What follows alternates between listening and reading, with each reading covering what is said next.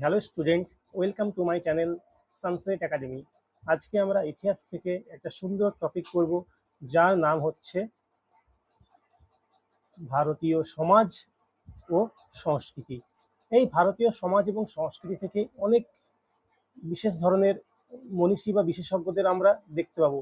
তার মধ্যে আজকে আমরা যাকে পড়ব তিনি হচ্ছেন রাজা রামমোহন রায়, এবং তার যে সভা তৈরি করেছিলেন ব্রহ্ম সভা বা ব্রহ্ম সমাজ, তার বিবর্তন। তো ব্রহ্ম সভা বা ব্রহ্ম সমাজের বিবর্তনের আগে আগে আমরা রাজা রামমোহন রায় সম্পর্কে কিছু তথ্য জেনে নিই। রাজা রামমোহন রায় 1772 সালে হুগলি জেলার রাধানগর গ্রামে জন্মগ্রহণ করেন। তাহলে এখান থেকে বারবার প্রশ্ন এসেছে, রাজা রামমোহন রায় পশ্চিমবঙ্গের কোন জেলায় জন্মগ্রহণ করেন? সেটা হচ্ছে হুগলি জেলায়। দ্বিতীয় প্রশ্ন কি, 1815 সালে তিনি আত্মীয় সভা প্রতিষ্ঠা করেন। তাহলে এই প্রশ্নটাও বারবার পরীক্ষা এসেছে যে আত্মীয় সভা কে প্রতিষ্ঠা করেন? আত্মীয় সভা প্রতিষ্ঠা করেন হচ্ছে রাজা রামমোহন রায়। কত সালে? 1815 সালে। 3 নম্বর প্রশ্ন কি বলেছে, 1828 সালে তিনি কি করেছিলেন? ব্রহ্ম সভা প্রতিষ্ঠা করেছিলেন, এবং পরবর্তীকালে 1830 সালে এই ব্রহ্ম সমাজে পরিণত হয়। 1830 সালে কি বললাম? এই ব্রহ্ম সভা বৃহৎ আকার ধারণ করে ও ব্রহ্ম সমাজে পরিণত হয়। 1829 সালে উইলিয়াম বেন্টিংয়ের সহায়তায় 1829 সালে উইলিয়াম বেন্টিংয়ের সহায়তায় রাজা রামমোহন রায় সতীদাহ প্রথা রদ করেছিলেন। রাজা রামমোহন রায় সতীদাহ প্রথা কি করেছিলেন? রদ করেছিলেন। কার সহায়তায়? উইলিয়াম বেন্টিংয়ের সহায়তায়। কত সালে? 1829 সালে। তিনি যে সমস্ত কাব্য রচনা করতেন বা বই লিখতেন, তিনি শিবপ্রসাদ রায় ছদ্মনামে লিখতেন। আমরা যেমন জানি, কবিগুরু রবীন্দ্রনাথ ঠাকুর কি ছদ্মনামে লিখতেন? ভানুসিংহ ছদ্মনামে লিখতেন। বিদ্রোহী কবি নজরুল ইসলাম কি ছদ্মনামে লিখতেন? ব্যাঙাচি বা ধূমকেতু ছদ্মনামে লিখতেন। ঠিক তেমনি আমাদের রাজা রামমোহন রায়, তিনি শিবপ্রসাদ রায় ছদ্মনামে লিখতেন। এছাড়াও তিনি 1825 সালে কলকাতাতে বেদান্ত কলেজ প্রতিষ্ঠা করেছিলেন। তাহলে এখান থেকে বারবার প্রশ্ন এসেছে যে বেদান্ত কলেজ কে প্রতিষ্ঠা করেন? তাহলে বেদান্ত কলেজ প্রতিষ্ঠা করেছিলেন রাজা রামমোহন রায়। কোথায়? কলকাতায়। কত সালে? 1825 সালে। এই রাজা রামমোহন রায়কে বলা হয় ভারতের প্রথম আধুনিক মানুষ। এই রাজা রামমোহন রায়কে কি বলা হয়? ভারতের প্রথম আধুনিক মানুষ। মুঘল সম্রাট দ্বিতীয় আকবর রামমোহন রায়কে রাজা উপাধি প্রদান করেছিলেন। খুব ইম্পর্টেন্ট একটা প্রশ্ন, যে রামমোহন রায়কে রাজা উপাধি কোন ব্যক্তি প্রদান করেছিলেন? তিনি হচ্ছেন মুঘল সম্রাট দ্বিতীয় আকবর। এছাড়াও কবিগুরু রবীন্দ্রনাথ ঠাকুর তাকে বলতে রাজা রামমোহন রায়কে কি উপাধি দিয়েছিলেন? ভারত প্রতীক উপাধি দিয়েছিলেন। তাহলে এখান থেকে দুটোই ইম্পর্টেন্ট প্রশ্ন, যে রাজা উপাধি কে দিয়েছিলেন সেটা হচ্ছে মুঘল সম্রাট দ্বিতীয় আকবর, এবং ভারত প্রতীক উপাধি কে দিয়েছিলেন? ভারত প্রতীক উপাধি দিয়েছিলেন কবিগুরু রবীন্দ্রনাথ ঠাকুর। এরপরে আমরা আসছি দেবেন্দ্রনাথ ঠাকুর সম্পর্কে দু এক লাইন জেনে নেব। দেবেন্দ্রনাথ ঠাকুর ইনি হলেন আমাদের কবিগুরু রবীন্দ্রনাথ ঠাকুরের পিতা। ইনি কি করেছিলেন? 1839 সালে তিনি তত্ত্ববোধিনী সভা প্রতিষ্ঠা করেছিলেন। তাহলে দেবেন্দ্রনাথ ঠাকুর 1839 সালে তত্ত্ববোধিনী সভা প্রতিষ্ঠা করেছিলেন। এর ঠিক 4 বছর পর 1843 সালে তিনি কি করেছিলেন? তত্ত্ববোধিনী পত্রিকা প্রকাশ করেছিলেন। এই তত্ত্ববোধিনী পত্রিকার সম্পাদক কে ছিলেন বলতো? তত্ত্ববোধিনী পত্রিকার সম্পাদক ছিলেন অক্ষয় কুমার দত্ত। এবার দেখো, আমরা যে বললাম রাজা রামমোহন রায় এবং তার যে সভাগুলো তৈরি, তার বিবর্তন সম্পর্কে আমরা জানবো। এবার শুরু হচ্ছে আসল বিবর্তন। পেনের কালিটা চেঞ্জ করে নিই। তাহলে আমরা কি পড়লাম? 1815 সালে রাজা রামমোহন রায় কি করেছিলেন? আত্মীয় সভা প্রতিষ্ঠা করেছিলেন। আত্মীয় সভা প্রতিষ্ঠা করার পর আর্থিক সমস্যার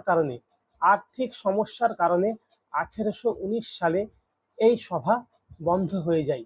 এই যে একটা সভা চলতে গেলে তার তো সভা মানে কি, মিটিং তো বসবে কোথাও না কোথাও। তাহলে এই যে আত্মীয় সভার মিটিং বস্তু বা সভা বস্তু কোথায় বলতো? আমাদের ডিরোজিওর বাড়িতে। আমরা পরের ক্লাসে ডিরোজিও এবং তার তৈরি নব্যব্যঙ্গ দল সম্বন্ধে ভালোভাবে জানবো। এরপর দেখো 1815 সালে যখন আত্মীয় সভা প্রতিষ্ঠা হলো এবং তার 4 বছর পর যখন আর্থিক কারণের জন্য আত্মীয় সভা বন্ধ হয়ে গেল, তার ঠিক কয়েক বছর পর 1828 সালে রাজা রামমোহন রায় আবার কি করলেন? আবার ব্রাহ্ম সভা প্রতিষ্ঠা করলেন। 1828 সালে রাজা রামমোহন রায় পুনরায় ব্রাহ্ম সভা প্রতিষ্ঠা করলেন। এই ব্রাহ্ম সভা পরবর্তীকালে 1830 সালে বৃহৎ আকার ধারণ করে এবং ব্রাহ্ম সমাজে পরিণত হয়। আর এই ব্রাহ্ম সভা কি বললাম?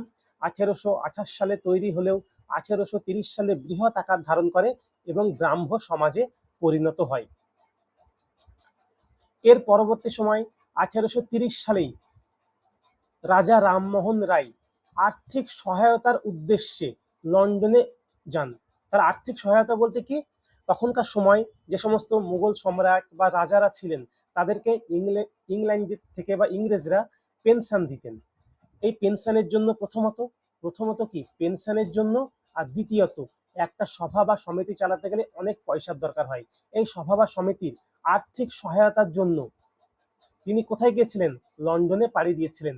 আর এই সময় 1830 সালে যাতে তিনি আর্থিক সহায়তা অনেক বেশি পরিমাণে পান এবং দান অনেক বেশি পরিমাণে পান বা ভাতা অনেক বেশি পরিমাণে রাজারা পেতে থাকেন, সেই কারণে মুঘল সম্রাট দ্বিতীয় আকবর রামমোহন রায়কে রাজা উপাধি প্রদান করেছিলেন। তাহলে এই সময় কি হয়েছিল? রামমোহন রায়কে মুঘল সম্রাট দ্বিতীয় আকবর রাজা উপাধি প্রদান করেছিলেন।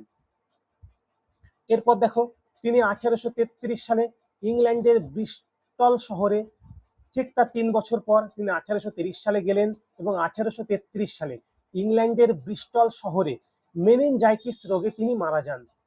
তার আগের ক্লাসে আমরা যখন বায়োলজি পড়ছিলাম তখন দেখেছি মেনিনজাইটিস রোগ কোন অঙ্গের রোগ? এটা হচ্ছে মস্তিষ্কের রোগ। তাহলে এই মস্তিষ্কের রোগে বা মেনিনজাইটিস রোগে রাজা রামমোহন রায় কি হয়েছিলেন? মারা গেছিলেন। 1830 সালে রাজা রামমোহন রায় যখন ব্রাহ্ম সমাজ ছেড়ে লন্ডনের উদ্দেশ্যে পাড়ি দিলেন, 1833 সাল পর্যন্ত এই সময়টা 1830 থেকে 1833 সাল পর্যন্ত এই সময়টা অস্থায়ী সভাপতি রূপে নিযুক্ত ছিলেন রামচন্দ্র বিদ্যা বাগিস। তাহলে এই সময় অস্থায়ী সভাপতি রূপে কে নিযুক্ত ছিলেন? রামচন্দ্র বিদ্যা বাগিস। অর্থাৎ 1830 থেকে 33 সাল পর্যন্ত রামচন্দ্র বিদ্যা বাগিস এই ব্রাহ্ম সমাজের পরিচালনা করেছিলেন। 1833 সালে যখন রাজা রামমোহন রায় মারা যান মেনিনজাইটিস রোগে, তারপর থেকে প্রিন্স দ্বারকানাথ ঠাকুর 1833 সালে এই ব্রাহ্ম সমাজের দায়িত্ব গ্রহণ করেন এবং দায়িত্ব গ্রহণ করার পর তিনি নতুন এবং স্থায়ী সভাপতি রূপে এই ব্রাহ্ম সমাজে যোগদান করেন এবং ব্রাহ্ম সমাজের কার্যকলাপগুলো করতে শুরু করেন। এর পরবর্তীকালে দ্বারকানাথ ঠাকুরের সন্তান দেবেন্দ্রনাথ ঠাকুর 1843 সালে প্রিন্স দ্বারকানাথ ঠাকুরের সন্তান বা রবীন্দ্রনাথ ঠাকুরের বাবা, প্রিন্স দ্বারকানাথ ঠাকুরের সন্তান এবং রবীন্দ্রনাথ ঠাকুরের বাবা দেবেন্দ্রনাথ ঠাকুর 1843 সালে এই ব্রাহ্ম সমাজে যোগদান করেন। এর পরবর্তীকালে 1857 সালে কেশবচন্দ্র সেন কি করেন? এই ব্রাহ্ম সমাজে যোগদান করেন। কেশবচন্দ্র সেন এই ব্রাহ্ম সমাজে যোগদান করার ফলে ব্রাহ্ম সমাজের অগ্রগতি খুব ভালো হয় এবং তারা বিভিন্ন কল্যাণমূলক কাজ করতে থাকেন। প্রথমত সমাজ কল্যাণ, দ্বিতীয়ত ধর্ম সংস্কার মূলক কাজ, তৃতীয়ত নারী কল্যাণ। এই সমস্ত কাজগুলো কেশবচন্দ্র সেন ব্রাহ্ম সমাজে যোগদান করার পর প্রচুর পরিমাণে করতে থাকে। এর ফলস্বরূপ কেশবচন্দ্র সেনকে কি করা হয়? কেশবচন্দ্র সেনকে 1862 সালে এই ব্রাহ্ম সমাজের আচার্য পদে নিযুক্ত করা হয় এবং ব্রহ্মানন্দ উপাধি প্রদান করা হয়। তাহলে এত ভালো কাজ করার জন্য 1862 সালে কেশবচন্দ্র সেনকে কি করা হলো? আচার্য পদে নিযুক্ত করা হলো এবং ব্রহ্মানন্দ উপাধি প্রদান করা হলো। 1862 সালের পর আসি 1864 সালে। এই সময় কি হয়েছিল? এই সময় তিনি অর্থাৎ কেশবচন্দ্র সেন মাদ্রাজে যান। মাদ্রাজে যান এবং সেখানে একটি নতুন শাখার উদ্বোধন করেন। এই নতুন শাখা উদ্বোধন কার হাত দিয়ে করেছিলেন? তিনি হলেন মহাদেব গোবিন্দ রানাডে। মহাদেব গোবিন্দ রানাডের হাত ধরে ব্রাহ্ম সমাজের একটি নতুন শাখা মাদ্রাজে স্থাপন করেন। এর পরবর্তীকালে যখন তিনি পশ্চিমবঙ্গে ফিরে আসেন 1866 সালে, কেশবচন্দ্র সেনের সাথে দেবেন্দ্রনাথ ঠাকুরের মতের অমিল হতে শুরু করে। এর ফলস্বরূপ 1866 সালে তারা ব্রাহ্ম সমাজ থেকে দুটো ভাগে ব্রাহ্ম সমাজকে বিভক্ত করে ফেলে। দুজন কি করলো? ব্রাহ্ম সমাজের দুটো ভাগে বিভক্ত করে ফেললো। ব্রাহ্ম সমাজ যখন দুটো ভাগে বিভক্ত হলো, প্রথম ভাগটি হচ্ছে আদি ব্রাহ্ম সমাজ, দ্বিতীয় ভাগটি হচ্ছে ভারতীয় ব্রাহ্ম সমাজ। তাহলে প্রথম ভাগটা কি? আদি ব্রাহ্ম সমাজ, এবং দ্বিতীয় ভাগটা কি? ভারতীয় ব্রাহ্ম সমাজ। তাহলে আদি ব্রাহ্ম সমাজ এর প্রতিষ্ঠাতাকে দেবেন্দ্রনাথ ঠাকুর। তাহলে দেখো, ব্রাহ্ম সমাজের অনেক আগে থেকে দেবেন্দ্রনাথ ঠাকুর ছিল, সেই জন্য অনেক আগে থেকে ছিল মানে কি আদি, সেই জন্য আদি ব্রাহ্ম সমাজের প্রতিষ্ঠাতা হচ্ছে দেবেন্দ্রনাথ ঠাকুর, এবং ভারতীয় ব্রহ্ম সমাজের বা ব্রাহ্ম সমাজের প্রতিষ্ঠাতা হচ্ছেন কেশবচন্দ্র সেন। কেশবচন্দ্র সেন 1866 সালে যখন কেশবচন্দ্র সেন ভারতীয় ব্রাহ্ম সমাজ তৈরি করলেন, তার পরবর্তী সময়ে 1872 সালে তিনি 3 আইন বা ব্রাহ্ম বিবাহ আইন পাশ করেন। 3 আইন বা ব্রাহ্ম বিবাহ আইন পাশ করেন। এই আইনে কি বলা ছিল? এই আইনে বলা হয়েছিল যে বাল্য বিবাহ বন্ধ করতে হবে, বহু বিবাহ বন্ধ করতে হবে, অসবর্ণ বিবাহ চালু করতে হবে। অর্থাৎ কম বয়সে কোনো মেয়ের বিয়ে দেওয়া যাবে না, একটা লোক অনেকগুলো বিয়ে করতে পারবে না, এবং হিন্দু ধর্মের বিভিন্ন বর্ণের মানুষের মধ্যে বিবাহ দিতে হবে। কেশবচন্দ্র সেন যদিও 1872 সালে 3 আইন পাশ করেছিলেন, পাশ করা সত্ত্বেও তিনি কি করেছিলেন? নিজের চতুর্দশ বসিয়া অর্থাৎ 14 বছর বয়সী নাবালিকা মেয়ের সাথে, নাবালিকা কন্যা সুনিতা দেবীর সঙ্গে কোচবিহারের রাজার বিবাহ দিয়েছিলেন। কোচবিহারের রাজার কি দিয়েছিলেন? বিবাহ দিয়েছিলেন। এর ফলস্বরূপ কি হয়েছিল?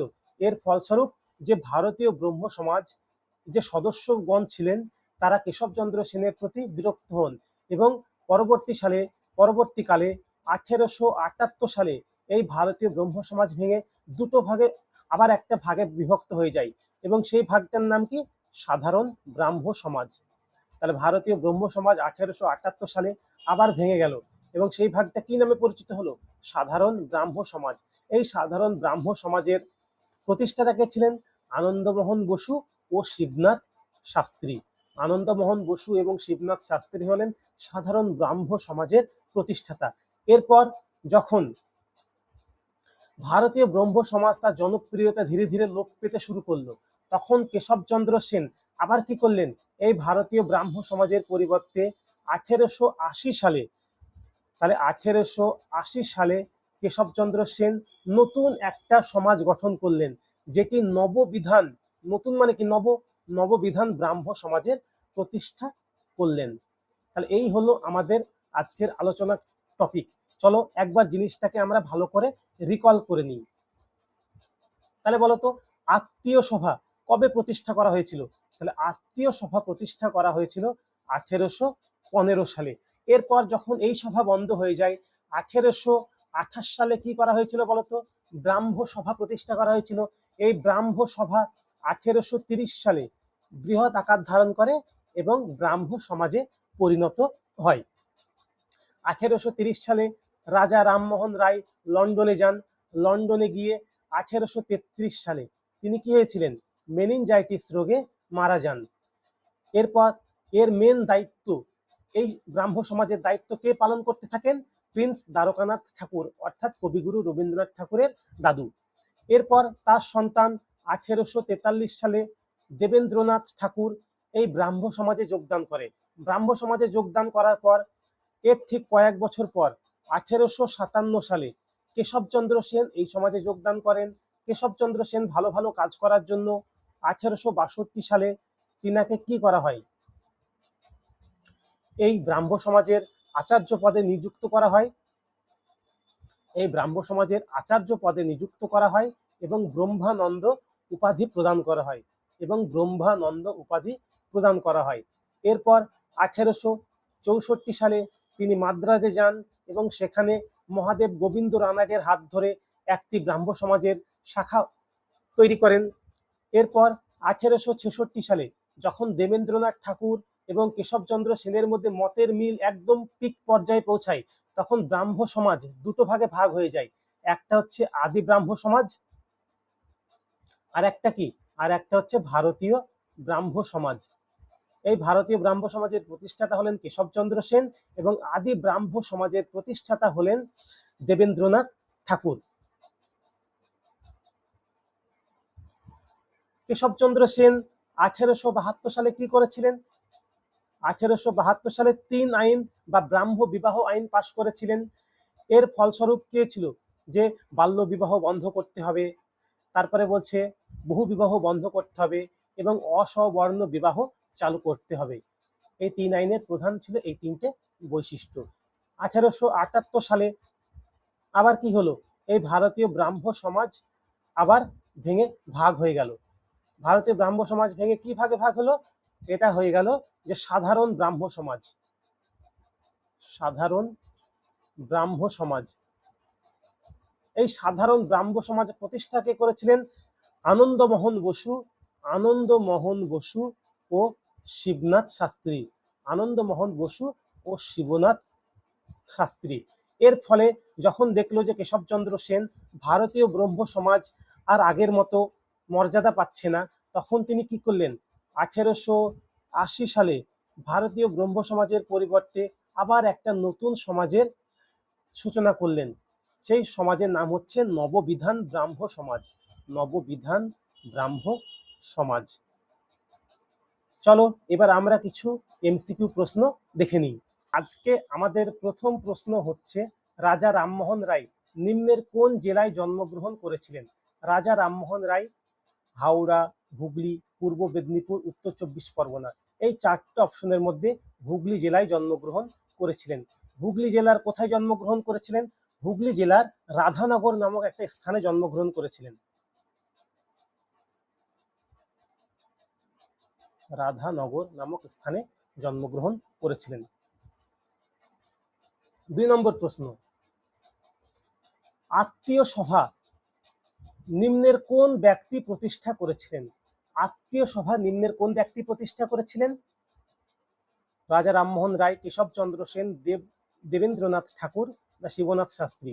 তারা এখানে আত্মীয় সভা প্রতিষ্ঠা করেছিলেন রাজা রামমোহন রায়। কত সালে বলতো? এটা হচ্ছে 1815 সালে। 1815 সালে আত্মীয় সভা প্রতিষ্ঠা করেছিল এবং আর্থিক সমস্যার কারণে এই সভা কত সালে বন্ধ হয়ে যায়? 1819 সালে এই সভা কি হয়েছিল? বন্ধ হয়ে গেছিল।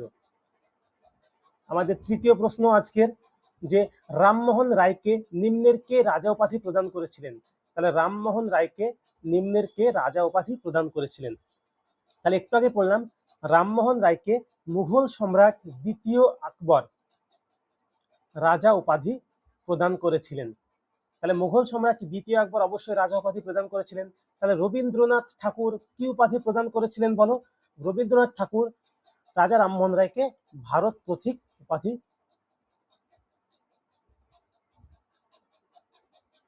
প্রদান করেছিলেন। 4 নম্বর প্রশ্ন, ভারতীয় ব্রাহ্ম সমাজের প্রতিষ্ঠাতাকে। দেখো, শুধুমাত্র ব্রাহ্ম সমাজের প্রতিষ্ঠাতার কথা যদি বলতো অবশ্যই কি হতো? রাজা রামমোহন রায়। কিন্তু আমরা কি পড়লাম একটু আগে? 1866 সালে ব্রাহ্ম সমাজ দুটো ভাগে ভাগ হয়ে যায়। একটা হচ্ছে আদি ব্রাহ্ম সমাজ, আর একটা কি হচ্ছে ভারতীয় ব্রাহ্ম সমাজ। ভারতীয় ব্রাহ্ম সমাজ। তাহলে আদি ব্রাহ্ম সমাজের প্রতিষ্ঠাতা কে যদি জানতে চাইতো, তাহলে অ্যান্সার হতো দেবেন্দ্রনাথ ঠাকুর। আমাদেরকে কি জানতে চেয়েছে? যে ভারতীয় ব্রাহ্ম সমাজের প্রতিষ্ঠাতা কে? তাহলে ভারতীয় ব্রাহ্ম সমাজের প্রতিষ্ঠাতা হলো কেশবচন্দ্র সেন। 5 নম্বর প্রশ্ন, যে 3 আইন বা ব্রাহ্ম বিবাহ আইন কত সালে পাশ করা হয়? 3 আইন বা ব্রাহ্ম বিবাহ আইন কত সালে পাশ করা হয়েছিল? অপশন ডি হচ্ছে 1872 সালে পাশ করা হয়েছিল। কে পাশ করেছিলেন? এটা পাশ করেছিলেন কেশবচন্দ্র সেন। কেশবচন্দ্র সেন। 5 নম্বর প্রশ্ন হয়ে গেল। এবার 6 নম্বর প্রশ্ন, কত সালে ব্রাহ্ম সভা প্রতিষ্ঠা করা হয়? তাহলে অপশন অনুযায়ী কি হবে?